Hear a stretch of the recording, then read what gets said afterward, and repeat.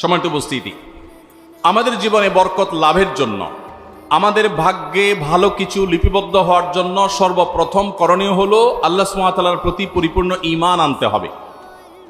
নির্ভেজাল শিরকমুক্ত ঈমান আনয়ন করা হলো আল্লাহর তরফ থেকে আমাদের জন্য, আমাদের নসিবে ভালো কিছু হওয়ার জন্য প্রধান এবং প্রথম শর্ত।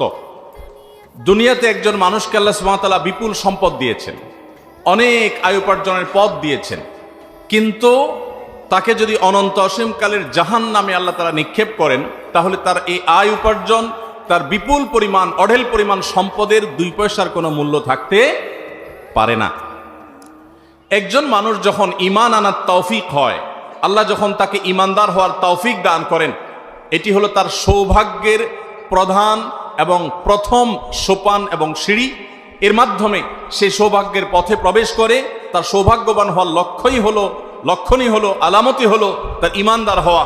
আর কিছু না হোক, ঈমানের কারণে যদি সে তাওহীদের উপর প্রতিষ্ঠিত থাকে, শিরক থেকে নিজেকে মুক্ত রাখতে পারে আর ঈমান নিয়ে দুনিয়া থেকে যেতে পারে, তাহলে ইনশাআল্লাহ একদিন না একদিন সে যত গুনাহই করুক না কেন, শিরকে আকবর, কুফরে আকবর যদি না করে থাকে, ইনশাআল্লাহ সে একদিন জান্নাতে যাবে। এটা হলো তার সৌভাগ্যের সবচেয়ে বড় মাধ্যম। এই জন্য সৌভাগ্যশীল মানুষ হওয়ার জন্য সর্বপ্রথম শর্ত হলো ঈমান আনয়ন করা আল্লাহর প্রতি, আখিরাতের প্রতি, নবী রাসূলগণের প্রতি, আসমানি কিতাব সমূহের প্রতি। যে ঈমান হবে নির্ভেজাল, যে ঈমান হবে নিঃসংকোচে। আজ আমার স্কুল কলেজ পড়ুয়া সাধারণ অনেক ভাই বোনেরা আছেন, অনেক সাধারণ মুসলমানরা আমরা আছি, যাদের মধ্যে সংশয়বাদ কাজ করে। সৈয়দ আবুল হাসান আলী আন-নদভী রহমতুল্লাহি আলাইহি ভারতবর্ষের স্বনামধন্য এবং প্রথিতযশা আলেমে দ্বীন এবং আল্লাহওয়ালা মানুষগুলোর মধ্য থেকে একজন ছিলেন। তিনি সৈয়দ আবুল হাসান রহমতুল্লাহি আলাইহি মুসলিম বিশ্বের নোবেল খ্যাত বাদশাহ ফয়সাল অ্যাওয়ার্ড প্রাপ্ত ভারতবর্ষের হাতে গোনা কয়েকজন মনীষীর একজন ছিলেন।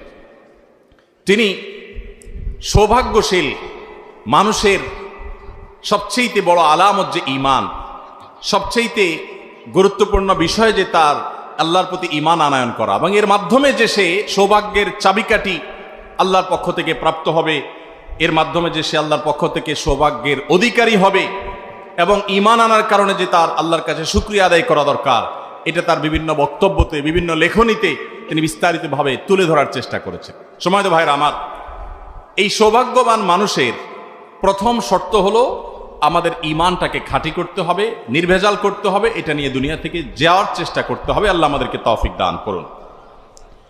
দ্বিতীয়ত,